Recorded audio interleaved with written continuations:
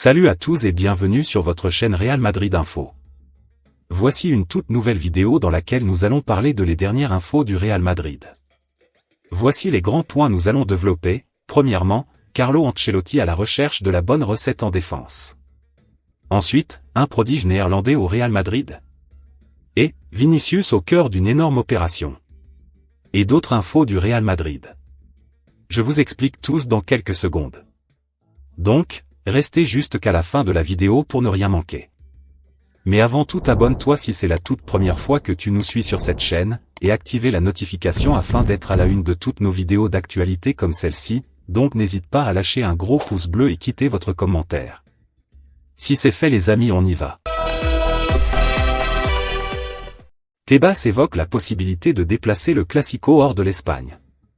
Javier Tebas a ouvert la possibilité de déplacer le prochain Classico à l'étranger si le FC Barcelone et le Real Madrid s'accordent, tout en réaffirmant la position de la Liga contre l'inscription de Dani Olmo.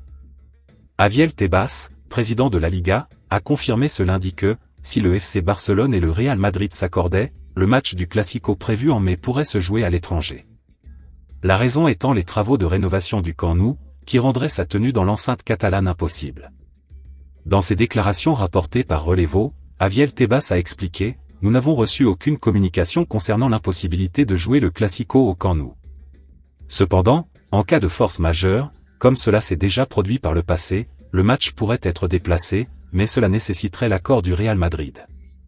Nous étudierons la situation dans ce sens. » Le président de la Liga a précisé que, bien que le Barça ait demandé une prolongation pour continuer à jouer au stade olympique Luis Company après le 30 avril, cela n'exclut pas la possibilité de déplacer la rencontre à l'étranger.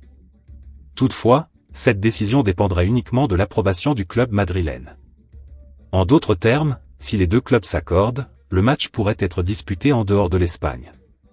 Au-delà de cette question logistique, Javier Tebas a abordé les critiques croissantes envers l'arbitrage, particulièrement celles venant de Real Madrid TV et du président du FC Barcelone, Joan Laporta. Le président de la Liga a fermement réagi, soulignant que ce phénomène n'était pas nouveau.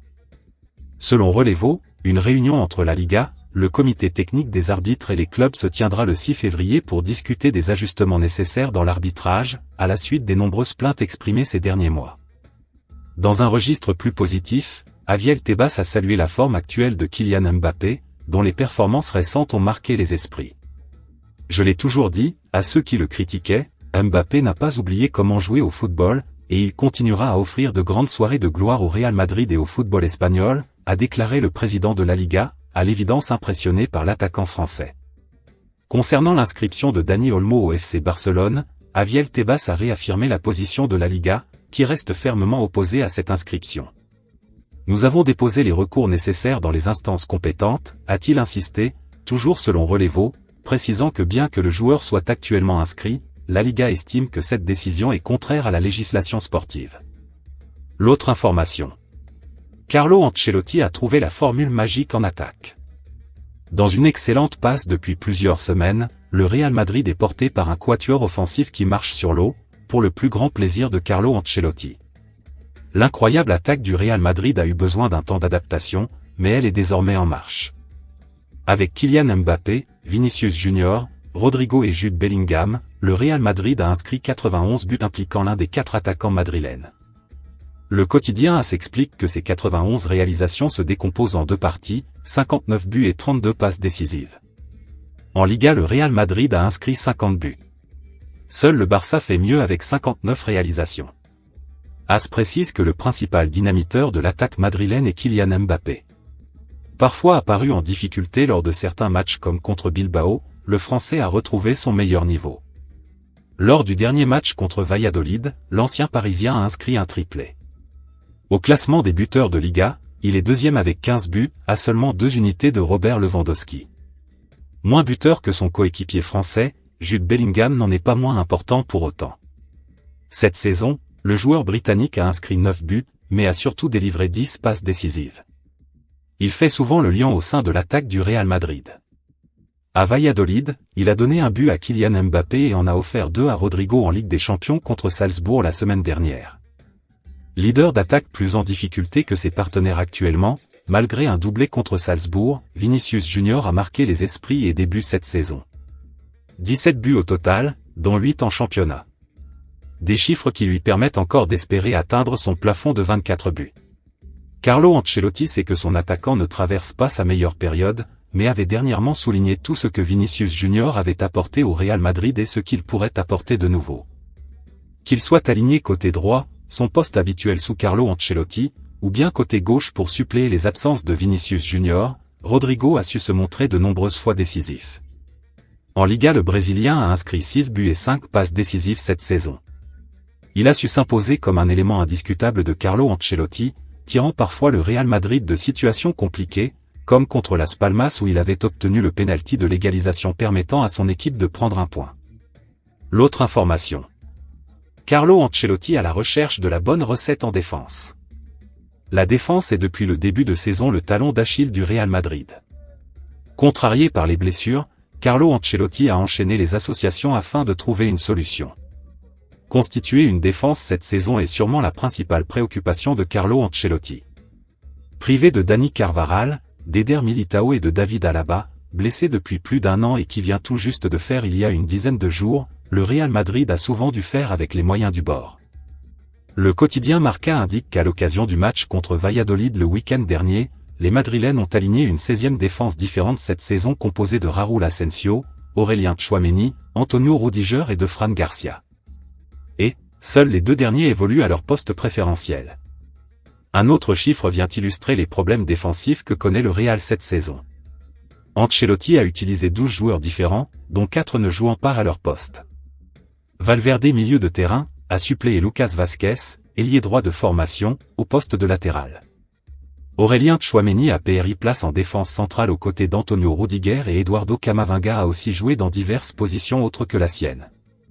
Carlo Ancelotti a également dû s'appuyer sur l'effectif du Castilla pour composer son équipe avec les promotions d'Asensio, Loren Aguado et Diego Aguado. Au cours de cet intérim forcé à un autre poste, tous les joueurs n'ont pas donné la même impression. Federico Valverde a rempli les objectifs de latéral droit en livrant des prestations plus que correctes dans des matchs importants contre Liverpool par exemple. L'Uruguayen avait déjà fait ses preuves à ce poste lors des saisons précédentes. À l'inverse, le passage a été plus douloureux en défense centrale pour Aurélien Tchouaméni.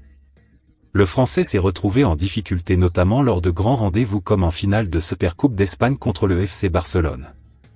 Conséquence de ces lacunes défensives, Aurélien Tchouaméni qui était pourtant l'option privilégiée par Carlo Ancelotti pour pallier les pénuries défensives en début de saison, ces derniers temps, perdu sa place au profit d'Asensio. Carlo Ancelotti aurait commencé à douter de la capacité du Français à pouvoir évoluer comme défenseur central. L'Espagnol formé au club devrait donc poursuivre l'intérim en attendant que David Alaba, encore trop juste pour être titularisé, soit prêt à débuter. Pour cette fin de saison, Ancelotti devra probablement compter sur les forces en présence, puisqu'aucune recrue ne serait attendue au Real Madrid lors de ce mercato hivernal. L'autre information. Un prodige néerlandais au Real Madrid ?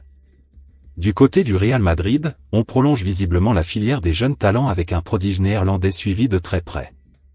Les récents coups Arda Güler ou encore Endrick montrent que le Real Madrid ne se prive jamais de se positionner sur les jeunes talents de demain. Et voilà que le club merengue a une autre pépite dans le viseur. Selon le Télégraphe, Jorel Atto, jeune prodige néerlandais né en 2006, attire une attention croissante des plus grands clubs européens, notamment Liverpool et le Real Madrid. Actuellement défenseur de l'Ajax Amsterdam, Atto impressionne par sa technique et son intelligence de jeu. Pourtant, malgré l'intérêt de ces géants du football, le jeune défenseur néerlandais a clairement indiqué qu'il ne quitterait pas son club cet hiver. Sa présence à Liverpool ce week-end, qui a beaucoup fait parler, était simplement une visite amicale, invitée par son ami Ryan Gravenberch, sans lien direct avec un transfert imminent.